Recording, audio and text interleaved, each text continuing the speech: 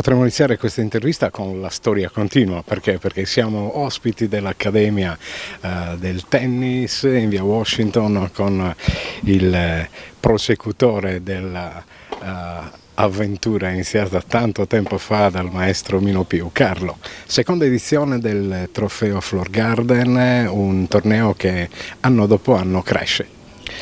Sì, diciamo che continua la tradizione anche quest'anno dell'Accademia Open, seconda edizione, grandi soddisfazioni anche quest'anno, molti iscritti, oltre ai 150 iscritti e poi un bel tabellone di seconda categoria che ci ha sorpreso molto, devo dire la verità.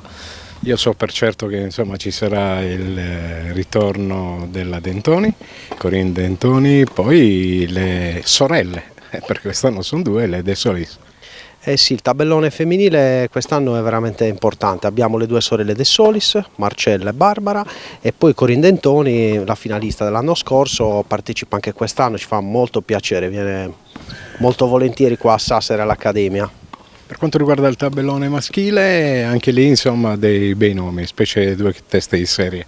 Sì, nel tabellone maschile lo stesso abbiamo fatto un buon numero, la qualità è alta perché abbiamo come teste di serie Giuseppe Lavela, classificato 2-2, e poi Masala del Terranova, TC Terranova, e poi alcuni sassaresi sempre di seconda come Marco Pinna che tutti gli anni partecipa al tabellone, al torneo, ci fa molto piacere.